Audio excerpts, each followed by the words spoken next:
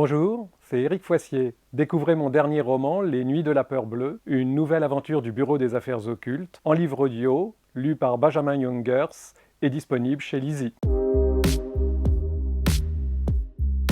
Depuis que le choléra sévissait dans Paris, le concierge de l'immeuble situé au 21 de la rue du Cherche-Midi exerçait une surveillance accrue des allées et venues. J'avais déjà été bluffé, moi, par le travail réalisé par Benjamin Jungers, donc, qui est l'acteur, le comédien qui prête sa voix à cette série du Bureau des Affaires Occultes. J'avais été impressionné quand j'ai entendu les premiers tomes lus par Benjamin parce que il incarne complètement ces récits. Dites donc, vous, l'interpella-t-il avec autorité. On n'entre pas ici comme dans un moulin, il faut montrer patte blanche.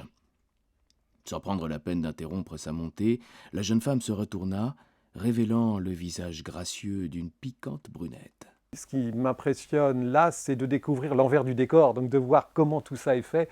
Et c'est un travail d'orfèvrerie, de précision qui est absolument bluffant. Je pense qu'il termine la journée complètement exténué parce qu'on voit qu'il est vraiment hyper concentré. C'est intéressant de le voir quand il incarne les différents personnages, de voir sur son visage sa physionomie qui change alors qu'il est dans sa cabine, face à sa tablette. Et c'est sans doute ça qui a fait le succès du livre, c'est cette élégance dont fait preuve Benjamin dans son interprétation. Parce que c'est vrai que je ne m'attendais pas du tout à un tel succès des livres audio de la série. « Bien le bonjour, Tafik !»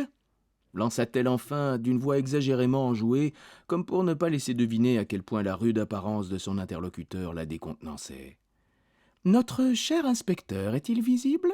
Tout le monde n'a pas toujours le temps de pouvoir se poser 2 heures tranquillement dans une pièce pour lire.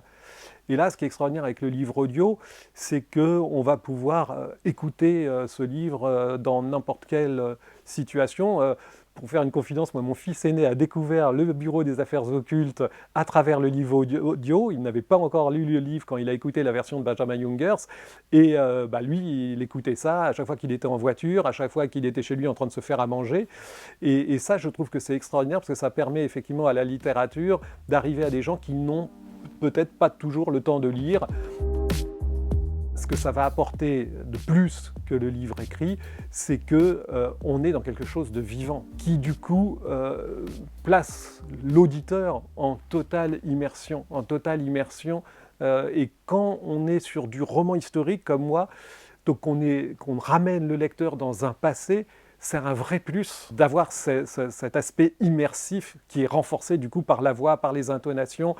C'est pas du tout la même chose de lire à la Verderesse, qui est le cri d'une marchande de légumes au XIXe siècle, que de l'entendre incarné par la voix d'un comédien. Évidemment, ça, on est beaucoup plus plongé dans l'atmosphère. Et ça, je trouve que c'est formidable. Pour du polar historique, le livre audio, c'est un vrai plus.